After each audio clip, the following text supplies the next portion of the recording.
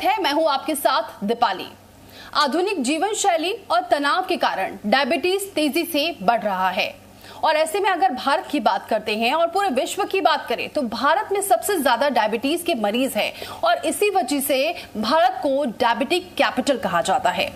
लेकिन क्या इसके दुष्परिणाम हैं और क्यों ये तेजी से बढ़ रहा है? क्या वजह है जिसकी वजह से डायबिटीज के जो मरीज हैं वो ज्यादा दिखाई दे रहे हैं भारत में?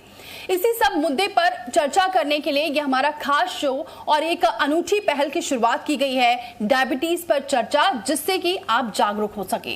तो सबसे पहले मैं इस श्रृंखला को आगे बढ़ाती हूं और हमारे साथ जो डॉक्टर्स जुड़ चुके हैं उनका परिचय मैं आपको करवा देती हूं। 2 डॉक्टर्स हमारे साथ मौजूद हैं जो विस्तार से डायबिटीज पर चर्चा में आपको आगे सारी डिटेल्स बताएंगे। तो बहुत स्वागत है डॉक्टर ऋषि शुक्ला जी और डॉक्टर आशीष श्रीवास्तव जी हमारे साथ जुड़ने के लिए।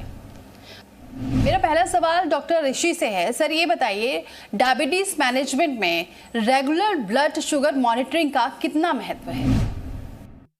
डायबिटीज में एक सबसे इम्पॉर्टेंट चीज होती है कि अगर जब तक नापेंगे नहीं तब तक पता ही नहीं चलेगा। यानी कि इस बात पर आप बिल्कुल भरोसा मत कीजिए कि मैं सही हूँ तो मैं शुगर क्यों ना पाऊँ, हमें कोई ज़रूरत नहीं। और कई बार लोग ऐसा करते हैं कि हम सही हैं तो हम क्यों ना पाएँ, और जब घर के लोग ज़बरदस्ती उनकी शुगर नापते हैं तो उनकी नॉर्मल निकलती है, दोबारा नापा तो फिर नॉर्मल निकली, तो उनको फिर एक ईगो सा आ जाता है, अरे मेरी तो नॉर्मल रहती है। लेकिन ना, हमेशा नापने पर भरोसा कीजिए। जब तक आप नापेंगे नहीं तब तक जानेंगे नहीं। तो बिना नापे हम इसका मैनेजमेंट कर ही नहीं सकते। इसीलिए हम लोगों ने एक नारा दिया, हमारे साथ डॉक्टर सौरभ है, उन्होंने दिया है, नापो तो जानो, क्योंकि बिना नापे कुछ पता ही नहीं चलता है। डॉक्टर आशीष जी, कैसे पता चलता है एक पेशेंट को कि उसे डायबिटीज का रिस्क है और उसके सामान्य लक्षण क्या होते हैं? देखिए, सबसे पहले अगर हम पुरानी, आप ऊपर से चलिए, बड़ा सिंपल सा है, आपकी फैमिली हिस्ट्री, आपके जो फर्स्ट रिलेशंस हैं, मदर, फादर, भाई बहन, और जिनको शुगर हो चुकी है, अगर उनके बच्चे एडल्ट हो गए हैं, इनमें भाई बहन, मदर, फादर, अगर इनमें किसी को शुगर है तो ये आपका फर्स्ट रिस्क फैक्टर है। दूसरा रिस्क फैक्टर हो सकता है कि जब आपका या उस बच्चे का जन्म हुआ हो, लो वेट हो या बहुत ज़्यादा वेट हो, दोनों में देखा गया है, ठीक है, लो बर्थ वेट। उसके बाद माँ का जो न्यूट्रिशनल स्टेटस है, अगर वो पुअर रहा है तो ऐसे बच्चों को डायबिटीज़ ज़्यादा होती है, ये इंडिया का रिसर्च है। फिर उसके बाद अब आइए, बच्चा हुआ, आजकल के बच्चे फास्ट फूड खाते हैं, बाहर का ही खाना खाते हैं, 5 साल, 6 साल, 7 साल, 8 साल में ओबेसिटी तोंद निकली हुई है, no cycling, no games, only studying and laptop etcetera, तो ये लोग हाई उस पे हो गए। अब इसके अलावा अब देखिए, अगर किसी को ब्लड प्रेशर हो गया है, कोलेस्ट्रॉल बढ़ा हुआ है, ज़्यादा यूरिक एसिड है, वो लिथार्जिक लाइफ स्टाइल है और एक्टिविटी उसकी बहुत कम है, तो ये एक risk factor. Apart from these, alcohol लेता है, टोबैको लेता है, तो ये सब चीज़ें आपका एक रिस्क फैक्टर प्रोफाइल में होता है। डॉक्टर ऋषि, एक बात और है कि इसका जो ट्रीटमेंट है, डायबिटीज़ ट्रीटमेंट, और अगर हम इसकी बात करें इसके एडवांस ट्रीटमेंट की, तो क्या ये है यहाँ पर पेशेंट के लिए कितना फ़ायदेमंद हो सकता है आने वाले समय में? पिछले 20 वर्षों में, 25 वर्षों में बहुत कुछ हो चुका है। चाहे शुगर नापने के नाम पर हम लोग बात करें या नई नई दवाओं के नाम पर बात करें या इंसुलिन पर बात करें, बहुत कुछ हो चुका है। अगर नापने पर ही अगर हम बात करते हैं तो बहुत पहले हम लोग केवल यूरिन शुगर नापा करते थे, फिर इसके बाद ब्लड शुगर का नापना आया, फिर उसके बाद एक तीसरा टेस्ट होता है HbA1c, जिससे कि औसतन 2.5 से 3 महीने का ब्लड शुगर पता चल जाता है। तो एक तो एडवांसमेंट ये हुआ, लेकिन 3 महीने का खाली पर्याप्त नहीं है, नियमित ब्लड शुगर जरूर नापें। अब हम लोग इससे आगे बढ़ गए और ये देखा गया है कि कुछ लोगों का जिनका 3 महीने का शुगर सही होता है उनको भी कॉम्प्लिकेशंस आए। तो एक शब्द आया, कंटिन्यूअस ग्लूकोज मॉनिटरिंग सिस्टम। यहाँ पर हम लोग एक छोटा सा डिवाइस लगा लेते हैं, बिल्कुल पेनलेस होता है। अब आप कहेंगे कुछ भी शरीर के अंदर जाएगा तो पेन तो करेगा, नहीं मानिए मेरी बात, मैं खुद 2-4 बार लगा के देख चुका हूँ, क्योंकि मेरे को 2-4 बार बोलना तो मैंने कहा कि मैं खुद पहले अनुभव करूँगा तब लगाऊंगा। It is absolutely painless. और ये आपका एक छोटा सा यहाँ पर आर्म में या पेट में लगा देते हैं, जिस तरह की भी डिवाइस होती है, एम्बुलेटरी ग्लूकोज प्रोफाइल या कंटिन्यूअस ग्लूकोज मॉनिटरिंग सिस्टम। इसमें मॉनिटर लगा होता है तो आप ग्राफ निकाल सकते हैं, कई बार लाइव भी आप देख सकते हैं। तो इतना हो चुका है कि आप अपना ब्लड शुगर लाइव देख रहे हैं। अभी 15 मिनट पहले आपका 122 था अब 150 हो गया, तो आप शुगर देख सकते हैं, इतना कुछ हो चुका है। अब दवाओं की बात कर लें एडवांसमेंट में, हमारे ख्याल से हमको एंडोक्रीन की और डायबिटीज़ की प्रैक्टिस करते हुए लगभग 29 साल हो चुके हैं, 3 दशक में पूरा करने वाला हूँ। और पहले हमारे पास गिनी चुनी 4-5 दवाएं आया करती थी, उनमें भी हमने अच्छा किया, ऐसा नहीं कि हम तब खराब थे, उनमें भी हमने अच्छा किया है। और आज इतनी सारी दवाइयाँ आ गई हैं, लेकिन एक विरोधाभास देखिए कि हमारा ब्लड शुगर तब भी अनकंट्रोल था और अब भी अनकंट्रोल है। इसका जवाब हम बाद में देंगे, लेकिन इतनी सारी दवाइयाँ हैं, तो अगर आप समझ करके उनका एक कैसे यूज़ हो रहा है, किस स्थिति में यूज़ होना चाहिए, हमारे डॉक्टर्स समझें, जिन लोगों का इलाज हो रहा है वो लोग समझें। अब तो कई बार हमारे पास आते हैं कि सर एक सीमाग्लूटाइड अच्छी नई दवाई, क्या मेरे को आप देंगे? नहीं क्या? तो लोग जान के पढ़ करके आते हैं, तो एक बार समझ होनी चाहिए। काफ़ी सारी नई दवाएं आई और देखा गया कि इससे आपका शुगर नॉर्मल बना रहता है, एक आपका शुगर का भागना, हम लोग ग्लाइसेमिक वेरिएबिलिटी एक्सेप्ट करें, भागना रुक जाता है। तो इतनी सारी नई दवाएं हैं, सबका हम नाम नहीं लेंगे, लेकिन बहुत कुछ हो रहा है और हम बहुत कुछ कर सकते हैं। फिर अब इंसुलिन पर आइए, अब लगभग पेनलेस सिरिंजेस आ गई हैं, लगभग पेनलेस पेन आ गए, और तो और हमारे पास इंसुलिन पंप आ गए हैं। आपने लगा दिया और एक मॉनिटर से आपके अंदर इंसुलिन जा रहा है और आप उसको सारा मॉनिटर कर सकते हैं, और उसके आगे के भी आ गए। उसी पंप को हम लोग कंटिन्यूअस ब्लड शुगर से मॉनिटर करते हैं और उसी में हम देखते हैं कि जहाँ शुगर बढ़ा पंप अपने आप सेट कर सकता है। तो इस समय इतना कुछ आ गया है, लेकिन ज़रूरत है हमारे डॉक्टर समाज को पहल करने की। ज़रूरत है जिन लोगों पर उपयोग हो रहा है उसकी जागरूकता करें, उसको समझें। डॉक्टर आशीष, इसी से रिलेटेड सवाल आगे का है कि जो पेशेंट इसे नज़रअंदाज कर देते हैं या फिर सही टाइम पर इसका ट्रीटमेंट नहीं लेते हैं, तो कितना घातक हो सकता है ये? हम लोग की किताबें कहती है, पुराना रिसर्च, कि 45 के ऊपर शुगर रेगुलर करा। नो, इंडिया में जो नया कल्चर है, जो नया खाने पीने कल्चर है, मैं तो कहता हूँ 20 साल से ही शुगर आदमी को करानी चाहिए, ठीक है, एंड प्रॉपर वे में डायग्नोस करना चाहिए। ये जो ग्लूकोमीटर्स का टेस्ट है, जो कैपिलरी टेस्ट है, इस पे भरोसा मत कीजिए। ठीक है, आपने स्क्रीनिंग कर ली, बट प्रॉपर वेनस ब्लड से करना चाहिए। तो पहली बात तो हो गई कि आपको डायग्नोसिस बनानी है। अब वो लेवल्स क्या हैं आगे अभी हम बताएंगे। दूसरी बात, जैसे आपने डायग्नोस नहीं किया या आपने ट्रीटमेंट लिया और प्रॉपर ट्रीटमेंट नहीं कर रहे हैं, तब तो खतरे ही खतरे हैं। अब यहाँ बताने के लिए आम आदमी के लिए हम ऊपर से शुरू करते हैं। उनको स्ट्रोक ज़्यादा होगा, उनको आई के बाहर इन्फेक्शन ज़्यादा होगा, आई के अंदर मसल्स वीक हो सकती हैं, डिप्लोपिया हो सकता है, फिर कैटरेक्ट ज़्यादा होगा, फिर आँख के अंदर रेटिना होता है, आँख का पर्दा, उसकी रेटाइनोपैथी हो सकती है, ब्लाइंडनेस हो जाएगी। बताइए कोई आदमी आँख से अंधा हो जाएगा। अब उसके नीचे उतरिए, थायराइड की प्रॉब्लम, हाइपोथायराइड ज़्यादा होती है, फिर एक कैरोटिड्स में फैट जमा हो सकता है। अब नीचे आइए, मेन चीज़, हार्ट जनित बीमारियाँ ज़्यादा होती हैं, जिसको हम लोग नॉर्मल भाषा में एंजाइना या हार्ट अटैक कहते हैं, वो ज़्यादा होता है। और एक dilated cardiomyopathy due two diabetes, diabetes की वजह से हार्ट की मसल्स का वीक पड़ जाना। फिर एलवीएफ हो सकता है, लेफ्ट वेंट्रिकुलर फेलियर। फिर और नीचे जाइए, फैटी लीवर हो सकता है।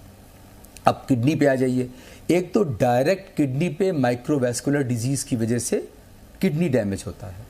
ये देखा गया कि अच्छी बात है, 20 से 40% लोगों को नेफ्रोपैथी होती है, मतलब किडनी की बीमारी होती है ड्यू टू डायबिटीज़। बाकी लोगों को क्यों नहीं होती, इस पे अभी रिसर्च चल रहा है, ठीक। इसके अलावा ये जो डायबिटिक किडनी डिजीज है, इसके अलावा किडनी में इन्फेक्शन हो सकता है, आपके ब्लैडर में इन्फेक्शन हो सकता है, आपको जेनिटो यूरिनरी इन्फेक्शन हो सकता है, मतलब यूटीआई हो सकता है, लेडीज़ में वेजिनाइटिस हो सकती है, प्लस पेट में जैसे स्टमक है, स्टमक की मसल्स वीक हो सकती हैं, तो उसमें आपका जो पाचन शक्ति है थोड़ा ढीली हो सकती है। अब आप और नीचे जाइए, पैरों पे जाइए, हाथ पे जाइए, तो नर्व्स की न्यूरोपैथी हो सकती है। न्यूरोपैथी कई प्रकार की होती है, सेंसरी, मोटर, झंझनाहट वगैरह जिसको कहते हैं, पैरों में झंझनाहट वगैरह, कमजोरी आना, प्लस यहाँ थाइज में एमायोट्रॉफी बोलते हैं, मसल वीक हो जाती हैं। एक तो ये हो गया नर्व्स की बीमारी, प्लस डायबिटीज़ की वजह से, कोलेस्ट्रॉल हाई जो होने की वजह से, या बीपी की हाई होने की वजह से जो उसके साथ होता है, ये जो आर्टरीज़ हैं जो कि आपका खून लेके जाती हैं, उनके अंदर थक के जमा हो सकते हैं। इन दोनों को मिला के डायबिटिक फुट की बीमारी हो सकती है। और डायबिटिक फुट में यहाँ तक होता है कि इन्फेक्शन हो गया और आदमी ने ठीक से ध्यान नहीं दिया, इंसुलिन ने लगाई, एंटीबायोटिक प्रॉपर नहीं चली, ड्रेसिंग प्रॉपर नहीं, पैर काटने की नौबत आती है। मैंने दोनों पैर कटते हुए देखे हैं, तो ये मैंने एक लाइन से ऊपर से लेके नीचे तक के जितने हो सकते हैं वो बता दिया। अगर आप देखें कि डायग्नोसिस की बात करी थी कि शुगर बहुत से लोगों को पता ही नहीं चलता। दोस्तों, आप जो भी लोग इस शो को देख रहे हैं, मेरा आपसे विनम्र निवेदन है कि अगर आपने अपना शुगर नहीं कराया तो करा लें। एक बात, केवल रैंडम शुगर का भरोसा मत करें। 2 काम करा लें, एक रैंडम शुगर करा लें तुरंत, और एक हाथ के हाथ कई बार 3 मंथ्स का टेस्ट जिसको हम HbA1c होता है वो कराते हैं। तो अगर ये 2 टेस्ट आप करा लें तो इससे आपको पता चल जाएगा आपको है कि नहीं है, फिर आप जीवन का आनंद लें। इसी में मैं थोड़ा जोड़ना चाहते हैं मैम कि अब फास्टिंग पे आ जाए। जो हम लोग के स्टैंडर्ड्स हैं फास्टिंग, वो 126 के नीचे 125 तक फास्टिंग, मतलब 8 घंटे की फास्टिंग, ठीक है। और PP मतलब खाना खाने के बाद पोस्ट प्रेंडियम वो 200, ये 2 आप हमेशा याद रखिए। और अगर किसी का फास्टिंग 100 से लेकर 125 तक है तो इसको हम लोग इम्पेयर्ड ग्लूकोज फास्टिंग कहते हैं। और अगर किसी का PP पोस्ट प्रेंडियम खाना खाने के 2 घंटे वाला 140 से 199 रहता है तो ये भी एक इम्पेयर्ड पोस्ट प्रेंडियम हुआ। तो आपको देखना है, तो इन लोगों को जो पहले वाली कैटेगरी है जिनको कम है, इनको प्री डायबिटीज़ में भी आप रख सकते हैं। और प्री डायबिटीज़ में काफ़ी लोग डायबिटीज़ स्टेटस में जाते हैं। प्लस A1C के लिए 6.5 to 7 ये माना गया है, कहीं 7 कहीं 6.5। तो जो अभी ऋषि जी ने बताया, बहुत सही बात बताया। आप शुगर ज़रूर कराइए, फास्टिंग PP कराइए या रैंडम कराइए, A1C भी करा लीजिए। बिल्कुल। फिर डॉक्टर ऋषि जी, फिर अगर हम इसकी बात करें तो जो हेल्दी पर्सन होते हैं तो क्या वो एक अच्छी लाइफ स्टाइल अपना कर क्या इसको आगे फ्यूचर में क्योर कर सकते हैं? ये बड़ा सवाल है और इसमें कई सारे छोटे छोटे सवाल हैं आपके कि हेल्दी लाइफ स्टाइल से क्या डायबिटीज़ से हम बच सकते हैं, नंबर 1। हेल्दी लाइफ स्टाइल से क्या डायबिटीज़ को क्योर कर सकते हैं, नंबर 2। और नंबर 3, हेल्दी लाइफ स्टाइल से क्या डायबिटीज़ को कंट्रोल कर सकते हैं।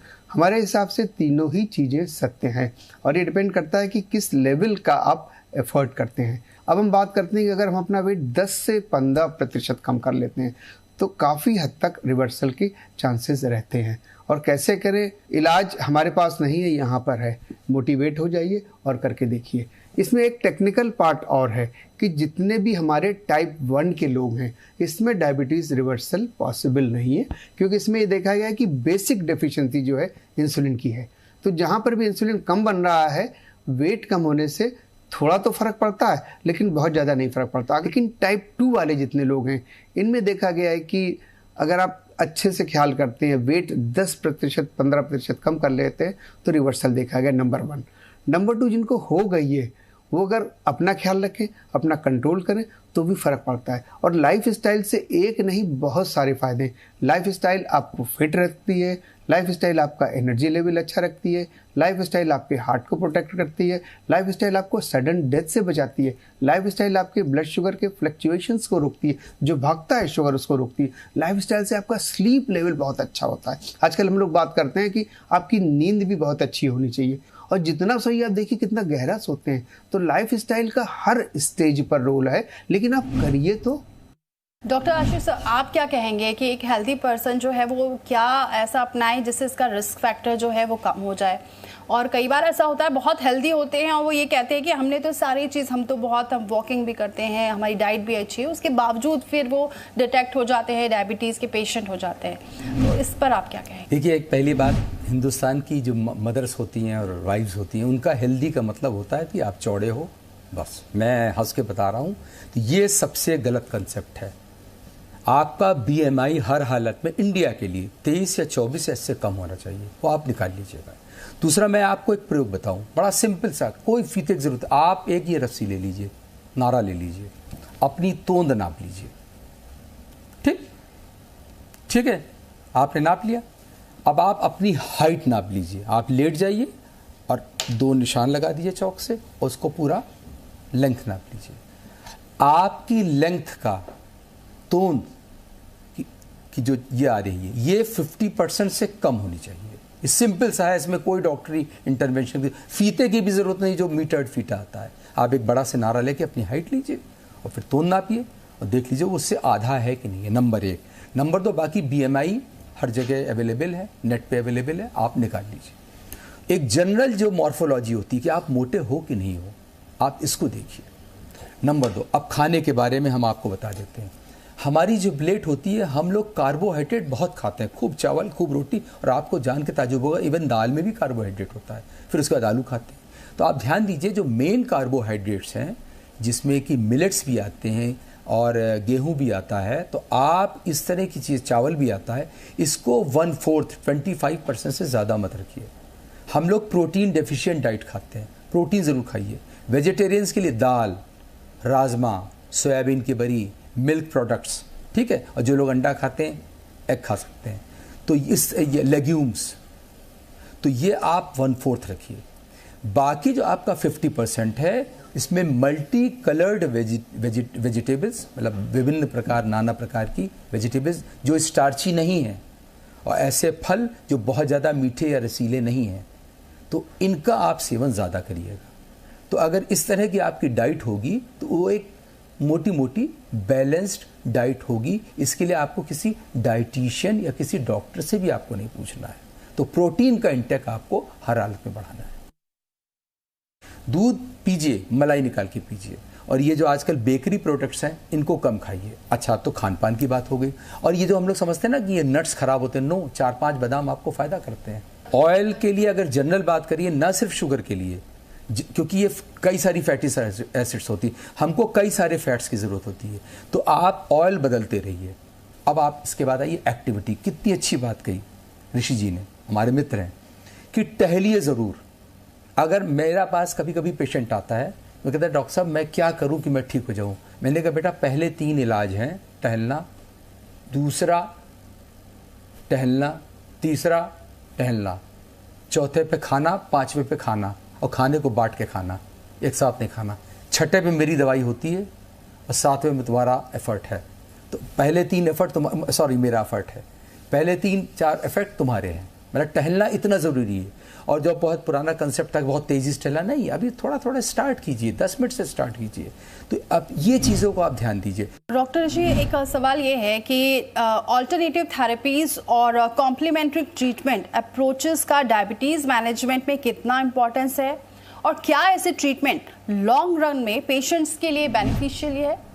ऑल्टरनेटिव थेरेपी अगर आयुर्वेद को आप देखें तो हमारी पुरानी परंपरा है, और इसका अपनी बुद्धिमत्ता के साथ उपयोग में कोई बुराई नहीं है। और उपयोग करना चाहिए या नहीं, इस पे कुछ बातें साफ समझ लेनी चाहिए कि अगर आपको शुगर है तो किस प्रकार की शुगर है।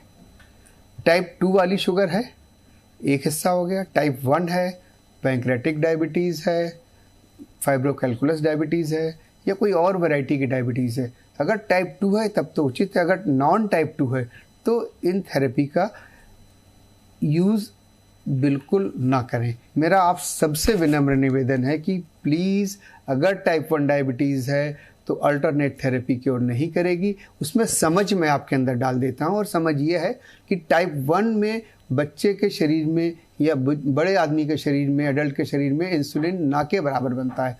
तो ऐसे में कोई भी दवा होगी वो इंसुलिन नहीं बनाएगी। नंबर 2, नीम, करेला, जामुन, सदाबहार की पत्ती, मेथी, इन सब में शुगर कम करने के गुण हैं, लेकिन क्वांटिफाइड नहीं है, तो आप यूज़ कर सकते हैं।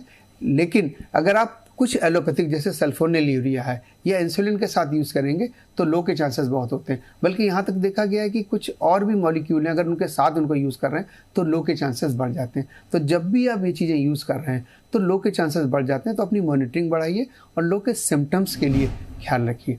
बिल्कुल। फिर डॉक्टर आशीष, फिर यही जो आप टाइप 1 और टाइप 2 सर बोल रहे हैं, तो एक कॉमन टेस्ट क्या होगा? टाइप 1 में हमने देखा है डायग्नोसिस बन गई, किसी डॉक्टर के पास पहुँचे, उन्होंने इंसुलिन लगानी शुरू कर दी, 30-70 या कोई 2 टाइम लगा लो। ज़्यादातर पीडियाट्रिक एज ग्रुप पे जाते हैं, तो वो लोग इंसुलिन लगाते हैं। मैं पीडियाट्रिक से हाथ जोड़ा हूँ, मैं उनकी बुराई नहीं करना चाहता हूँ, बता रहा हूँ। तो वो लोग बड़े खुश होते हैं, अरे साहब इंसुलिन लग गई, 2 टाइम इंसुलिन लग गई और शुगर तो कंट्रोल हो गई। प्रॉब्लम क्या होती है, उनको कॉम्प्लिकेशन 12-13 साल के बाद शुरू होता है। अब वो 11 साल में डायग्नोज हुआ, अब वो हमारे पास आया, ऋषि साहब के पास आया, वो 27 साल का हो चुका है, अब उसको कॉम्प्लिकेशन शुरू होंगे। तो ये जो 2 इंसुलिन लगाने की परंपरा है 30-70, हम किसी कंपनी का नाम नहीं ले रहे, इसमें बेसिकली 4 से 5 टाइम इंसुलिन लगती है। इसको बोलते हैं बेसल बोलस रिजीम।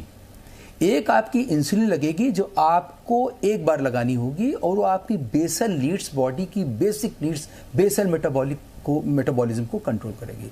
उसके बाद फिर हर खाने में जो आप कार्बोहाइड्रेट खा रहे हैं, कोई चीज़ खा रहे हैं, उस खाने के पहले लगेगी। इसमें ये ऐसा क्यों है? डॉक्यूमेंटेड फैक्ट है कि जो लोग सिर्फ 2 बार इंसुलिन लगा रहे थे 30-70 टाइप की, उनकी लाइफ 17 से 20 साल।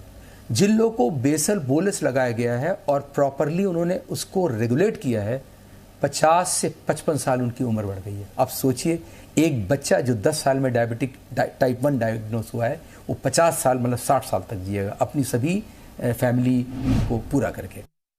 डॉक्टर, क्या कुछ आप और मैसेज देना चाहेंगे दर्शकों को? एक बात मैं बता दूं कि इंडियंस, हम भारतीय डायबिटिक प्रोन सबसे ज़्यादा है विश्व में, चाइना और हम लोग। तो बस कभी ऐसे मत कहिए कि मुझको शुगर नहीं है।